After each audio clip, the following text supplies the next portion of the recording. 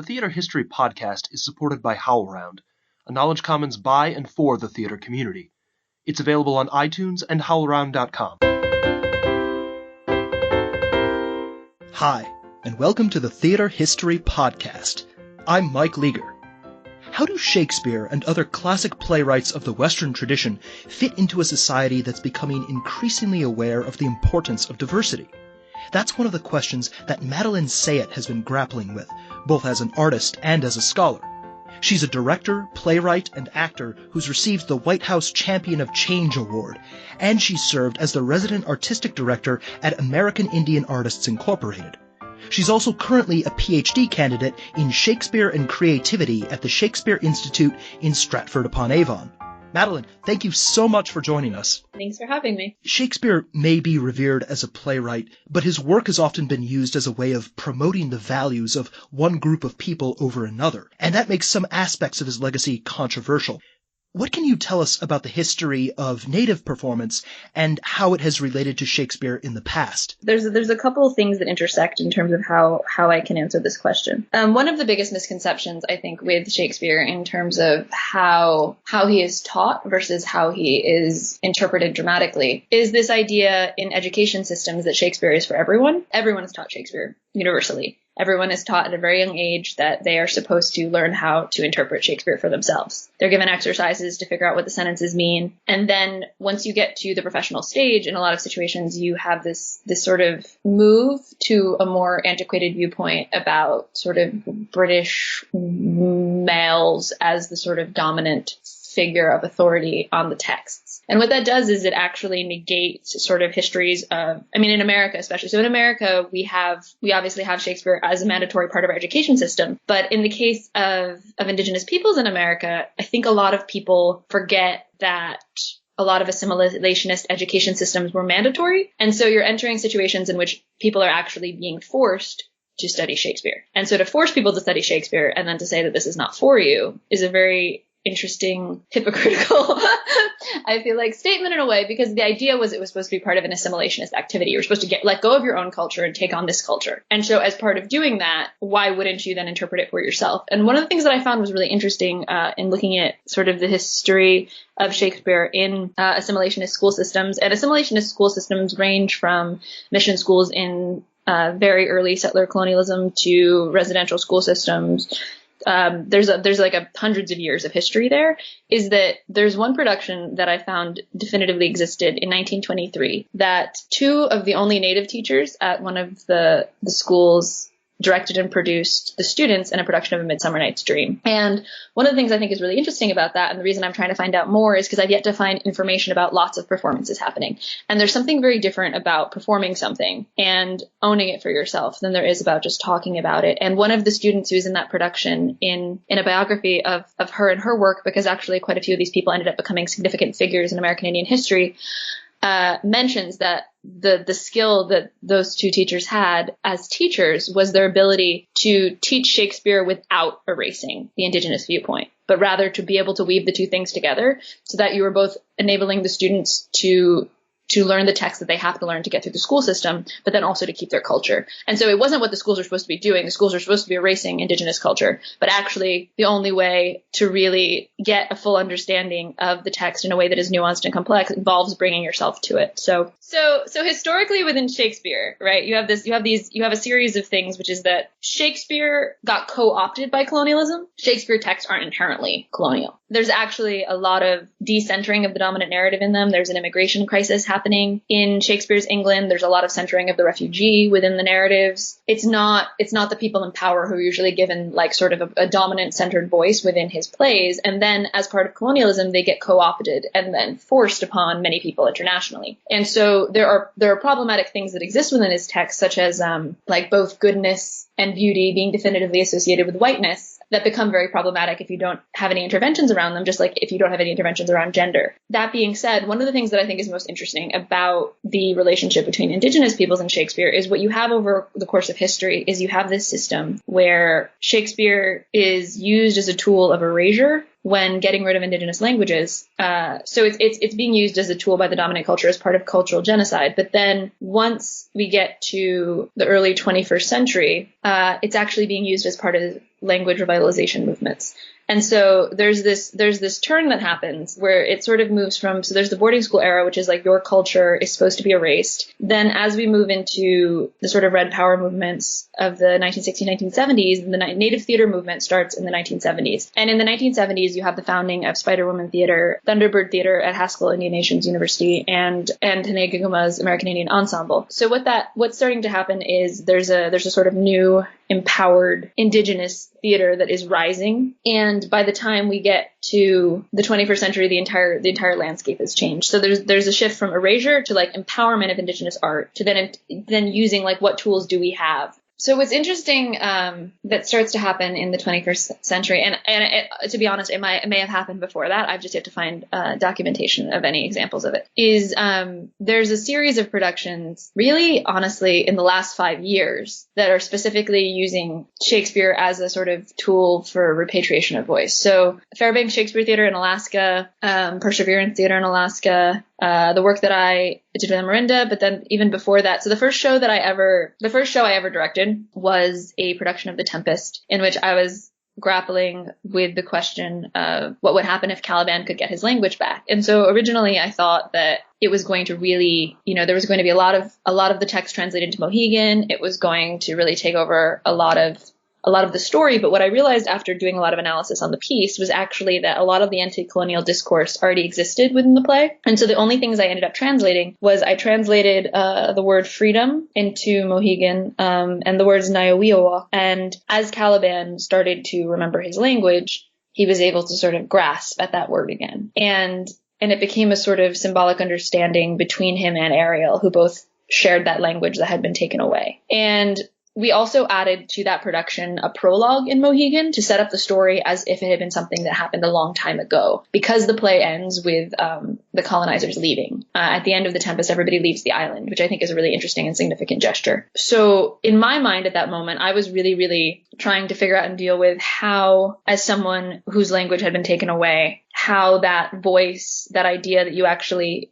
can get your language back is important, because it enables you to express things that cannot be expressed in English. And what was interesting that was happening around the same time was Fairbanks Shakespeare Theater was doing King Lear in Alaska Native languages, and then they later ended up doing Midsummer Night's Dream as well. And in a lot of those instances, those shows were touring to local Alaska Native communities. And there was something really significant that the performers talked about, some of the performers I interviewed, about how children received that. And one of them even said that, like a young kid in the audience during a Q&A, like jumped up and was like, "You were speaking Yupik, that's my language," and was just so excited to be hearing his language spoken on stage. And that was part of the process, was they wanted to make it cool to speak the language. So a lot of like elders who had never even seen Shakespeare before, the first time they were seeing it, it was being spoken in their language. And so that was sort of a significant thing of the division between like who has the power over voice in those two spaces. And a lot of these different productions connected to each other. So Alan Hayton, who was both in productions at Thunderbird Theater at Haskell, he then went on to work on both the Tlingit Macbeth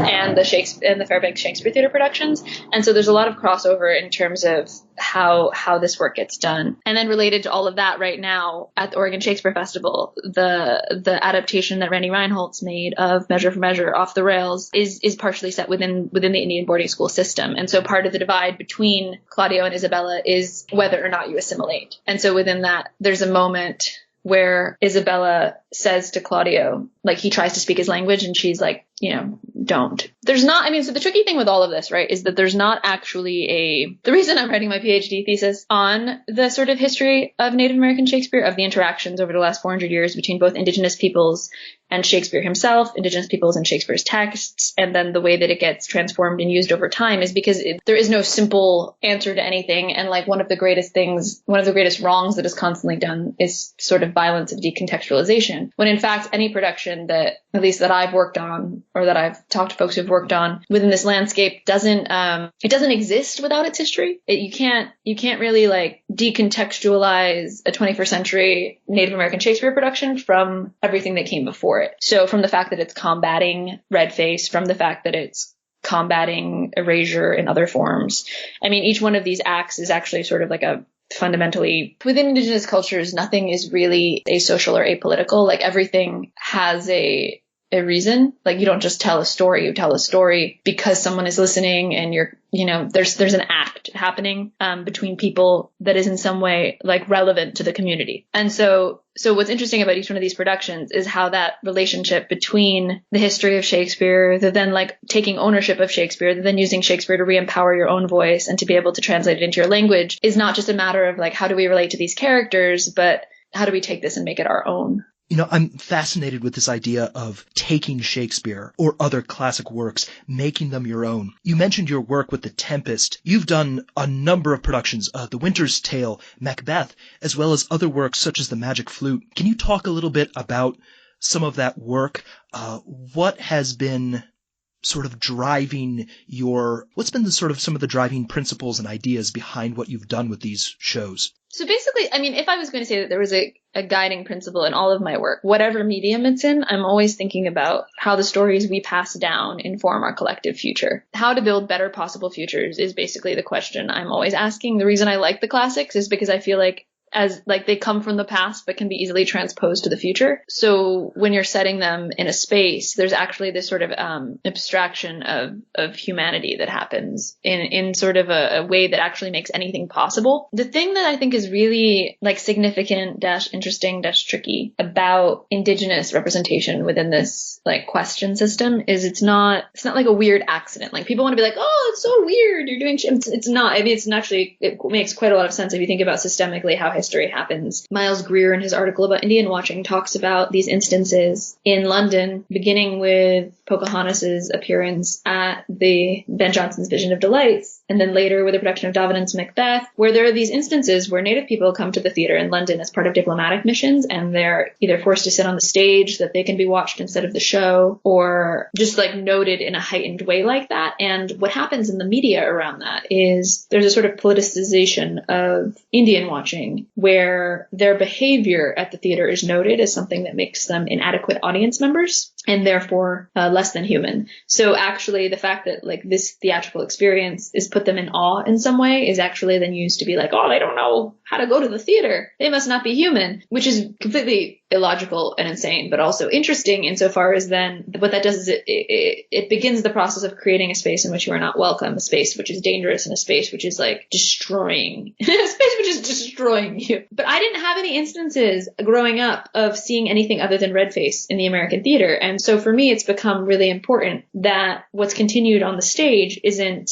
genocidal propaganda, essentially, but rather actually empowered images of what Native people are and can be, rather than reductive images designed by, an America that was trying to force them out of existence. Because if you think about actually what images of Native people you've probably seen on stage, what the most prominent images are, you come up with Pocahontas and Tiger Lily and Injun Joe, and that, apart from like a couple others that are fairly similar, is pretty much it. And so when you think about those images, you're not actually seeing images of Native people, you're seeing images of dehumanized others that are being used as a tool of something else. And so that is what's being passed down, as opposed to these like complex, interesting stories and cultures that actually America would really be much better having than removing. And so a lot of my work now has become in various mediums to actually look at how we can reconnect people and how we can reconnect story to place, and how in working with the classics we can connect more people instead of divide them. Because I think that the classics as a tool of creating hierarchies and privilege systems is really, I mean, there was a period in early America where Shakespeare was excerpted and used as moral pamphlets. And I can't think of anything that would like make Shakespeare, I don't know him, but having read all of his stuff, I don't know anything that would make Shakespeare more irritated than like a section of a play excerpted and made into a moral pamphlet. Right? Can you imagine making a character and then somebody takes like 3 lines from that character and they're like, this is now morality. Like, it could be any character, completely out of context from the rest of the play. Like, that's actually terrifying to me. And yet there's something interesting about taking those random pieces and making something new with them when it's something positive. So I think what's interesting to me about the classics is that like, there's so many things in them that were thought before and are being thought again. So I did the Coronation of Pompeia and Winter's Tale back to back. in November, and November was such an interesting month in America for a whole lot of reasons, but it just made me realize nothing has changed in 400 years. The humans are actually a pretty simple model and that we're not advancing, which is actually kind of terrifying, but also really interesting. And so now I've become a little bit obsessed with at what point does something in the system break? At what point does something no longer become classical? Because the idea that actually watching Seneca and Nero argue in Poppaea about like reason versus passion and how you make decisions was fascinating. It was also fascinating watching Leontes,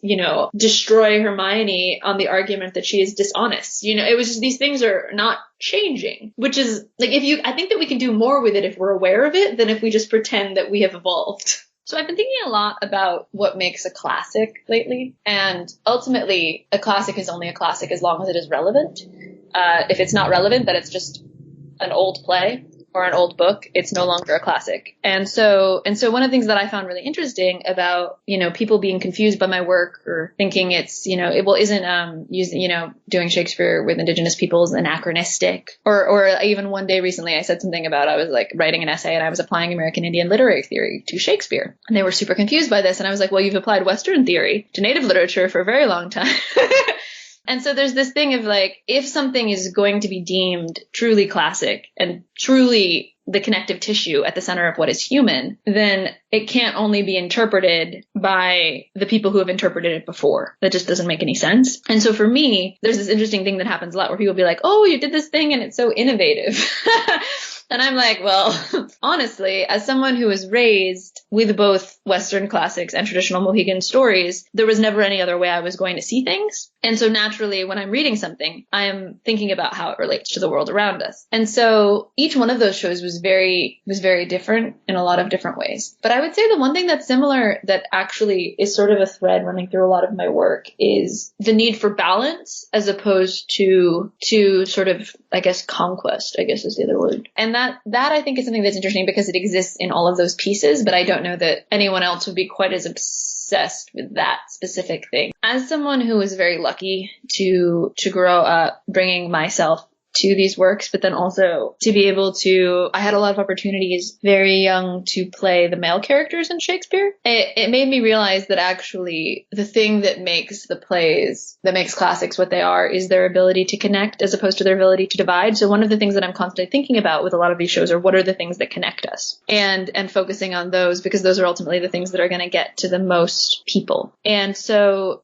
all of these stories, the reason they've survived this long is because they have that in them, but then they also have, the tricky thing that they also have is that they also have sexism and racism in them. So I'm not interested in promoting sexism and racism, and I don't think that they're neutral. And so when I'm creating a work, I'm very conscious of what part of the work may need an extra textual intervention, what part of the work might need to be edited, and I'm not afraid of that, because I've been witnessing recently young audiences who are angry and confused by classics. Sometimes I listen to like audiences at intermissions and end of shows, and specifically around gender and around feminism lately, there's been a lot of people who actually don't understand the point of a story if it's a little bit too archaic in terms of its view of how bodies are objectified. And I've just found that really interesting because it means that there's something has broken in the system of what was acceptable as a classic up until now. Macbeth was part of the founding of the Native Shakespeare Ensemble. And in the audition process for the Native Shakespeare Ensemble, I asked everyone what show they would want to do. So I didn't choose the play. It was a collective decision-making process. And so,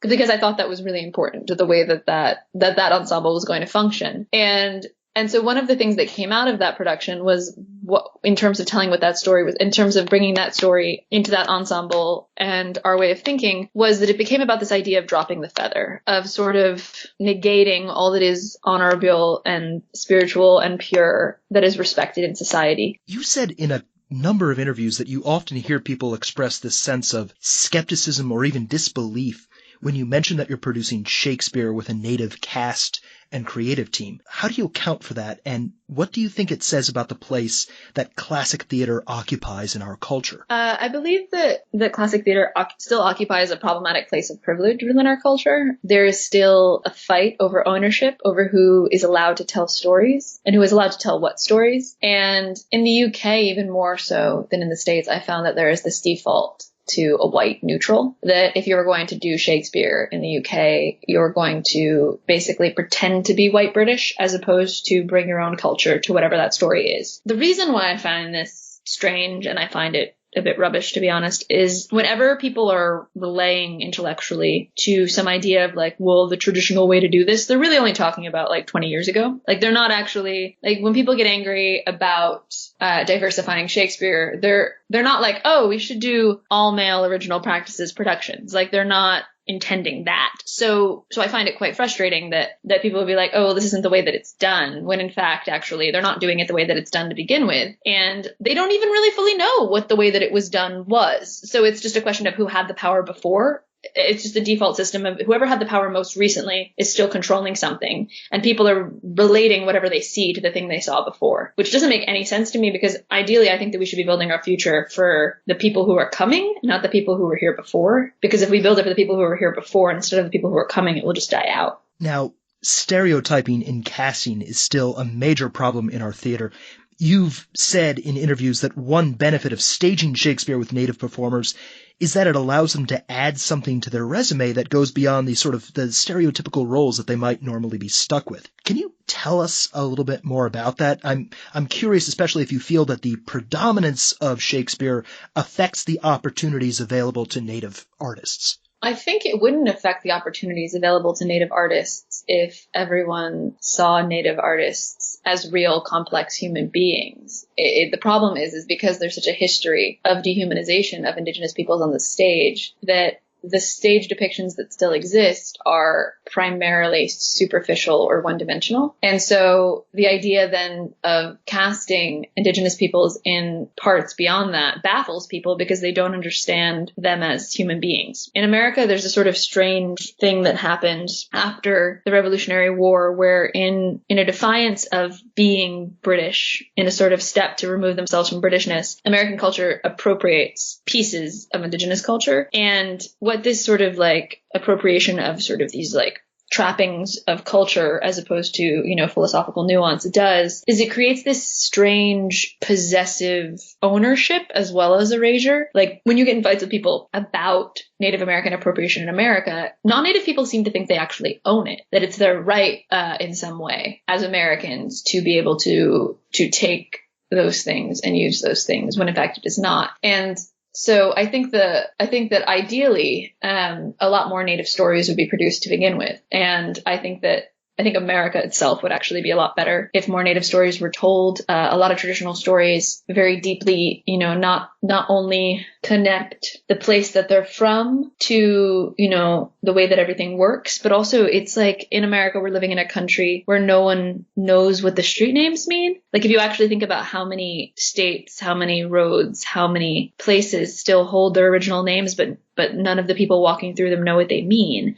That's actually like a great absence of story that would only ever make things better, that is missing. And so, I personally would love to see a lot more, Native stories being told, because they also the way that they connect the environment. You can't, if you're going to detach yourself from place, it's dangerous in a lot of complex ways. But the thing that's great about Shakespeare is that because he writes in such a minimalist fashion, his metaphors are set up in a way in which you have to participate. So because of that offering, because he's inviting you to think, he's asking questions in soliloquy, there is a connecting that can happen in almost any space using those texts that offers an interesting kind of bridge. But it's a tricky question because so Shakespeare is the most produced playwright in America. If his plays are going to be cast in such a way that privileges white male bodies on stage, then it's obviously going to affect casting opportunities for everyone else. But but by giving Native actors more opportunities to be seen as,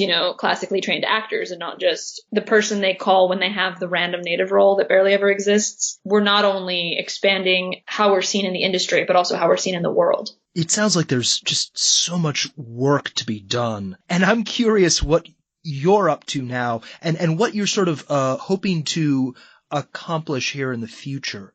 What's next for you? So right now I'm about to go to Alaska to do a workshop of Kathy Wexford's new play Whale Song at the Perseverance Theater. And then from there, I get to go to Delaware, where I'm directing a production of As You Like It using the 10,000 Things model. So taking it to community organizations, community centers, prisons. And I'm really excited about that. I'm continuing to develop, new plays by Native playwrights. and also look at the classics. I found that I can't work on something unless I really care about what it says. I just am not interested in just making entertainment. I think actually stories have power, and that any story we're telling is doing something. So I'm very conscious of what it is that I'm doing with a story. And I'm writing this thesis. I'm writing this very complicated thesis. But actually what's really been really great about actually doing the writing now is realizing the things that I take for granted, the things that philosophically I assume are normal, which are in fact not. So basically, as part of my thesis, what I'm able to do is I'm able to apply American Indian literary theory and indigenous philosophy to the analysis of 21st century productions of native Shakespeare's. So, I mean, that's just what I do when I direct to begin with, but it's interesting in a literary form to be able to be like, oh, actually, there are 6 tools that you can actually understand this production better if you just are using this in your analysis. Because those academics have already done the work of taking cultural ideas and bringing them into academia. So now I'm just taking them and then applying them to performance, which actually once written seems so much simpler, because the difference ultimately, right, between like appropriation and I guess a complex, nuanced world is stealing the visual signifiers versus actually, decolonizing the theater practice and embracing the philosophies of the world that you're building. And so in the case of the Magic Flute, what was interesting about that was it was a possible indigenous ideology that existed in the world that then informed everything, even though it was not a space with actual native people in it. It was a sort of imagined worldview of what this story could be. We'll post links in our show notes that will let you learn more about Madeline and the work that she's doing. Madeline, thank you so much. Thank you.